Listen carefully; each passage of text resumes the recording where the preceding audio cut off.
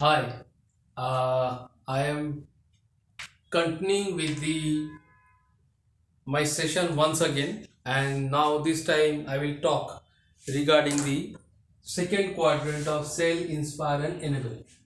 As you see that this is the topic implementation leadership. This is people and relationships on the y-axis, and on the x-axis you have situational analysis. The camera লাগিয়ে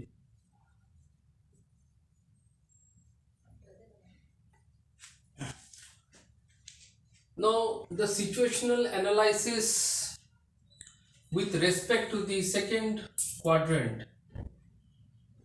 says sell, inspire, and enable. I am particularly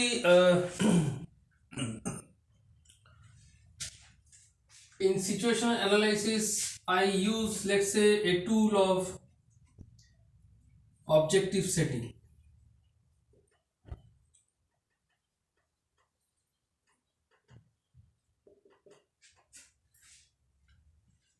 Sell with the objective to inspire. Sell with the objective to inspire, and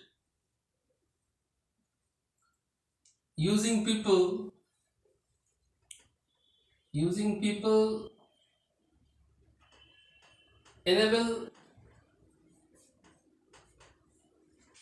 the process.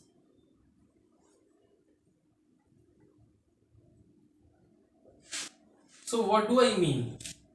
Here I have used my tool of situational analysis of objective setting to sell or set a target to sell whatever is the product or service, and it is aimed at not profit but to inspire the people who are involved in the process, and thereby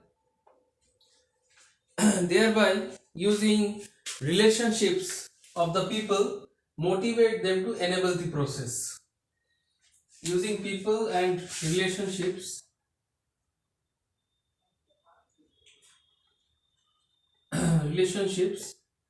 to motivate and enable the process.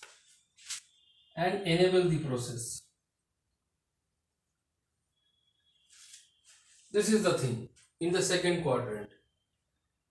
So I have used a factor of situational analysis in setting the objective to bring in momentum in the process of these three things, and using the people and relationships as a tool, as a this motivation as a tool of people and relationships uh, to bring the to charge the momentum in the process. Let's say this is a process: sell, inspire, and enable. And at a later stage we can connect these two also: coach, involve, develop, and then sell, inspire, and enable. So this can become a to and fro process also. So if you see that in situational analysis we have another tool apart from option formulation, which I have discussed for quadrant 1, objective setting in the second quadrant. So objective setting, whatever is the objective, let's say you have a new product or you have an existing product and you have to inspire the people to mm, use to create a idea, to create a market such that the people are attracted towards the concept, your product or service.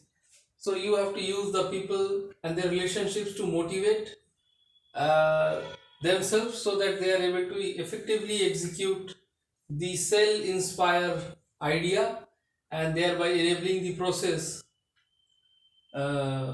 enabling the process of uh, achieving the objective. So that is part of implementation leadership for the second thing. I'll discuss the third quadrant in my next session. Thank you for watching. Have a nice day. Hello.